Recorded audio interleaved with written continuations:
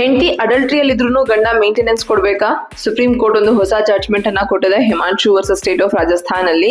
ಹೆಂಡತಿಗೆ ಬೇರೊಬ್ಬರ ಜೊತೆ ಸಂಬಂಧ ಇದೆ ಅಥವಾ ಮದ್ವೆಗೆ ಆಚೆ ಬೇರೊಬ್ಬರ ಜೊತೆ ಸಂಬಂಧದಲ್ಲಿ ಇದ್ದಾರೆ ಅಂಡ್ ಇದರ ಪ್ರೂಫ್ ಗಂಡನ ಹತ್ರ ಇದೆ ಅನ್ನೋದಾದ್ರೆ ಗಂಡ ಮೇಂಟೆನೆನ್ಸ್ ಕೊಡುವ ಅವಶ್ಯಕತೆ ಇಲ್ಲ.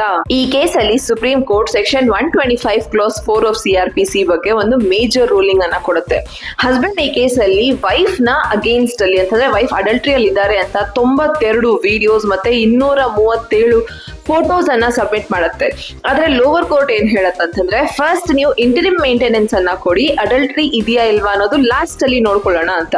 ಆದ್ರೆ ಸುಪ್ರೀಂ ಕೋರ್ಟ್ ಅದನ್ನ ಹೇಳುತ್ತೆ that if in case husband ಹತ್ರ ಕಂಪ್ಲೀಟ್ ಪ್ರೂಫ್ ಇದೆ ದಟ್ ವೈಫ್ ಅಡಲ್ಟ್ರಿ ಅಲ್ಲಿ ಇದ್ದಾರೆ, ದೆನ್ ಹಸ್ಬೆಂಡ್ ನ ಯಾವುದೇ ಕಾರಣಕ್ಕೆ ಮೇಂಟೆನೆನ್ಸ್ ಕೊಡೋದಕ್ಕೆ ಫೋರ್ಸ್ ಮಾಡೋ ಹಾಗಿಲ್ಲ ಅಂತ. ಮ್ಯಾಟ್ರಿಮೋನಿಯಲ್ ಮತ್ತೆ ಮೇಂಟೆನೆನ್ಸ್ ಲಾಗೆ ಈಗ ಸರಿಯಾದ ಅರ್ಥ ಬಂದಿದೆ ಅಂತ ಅನ್ಸುತ್ತೆ.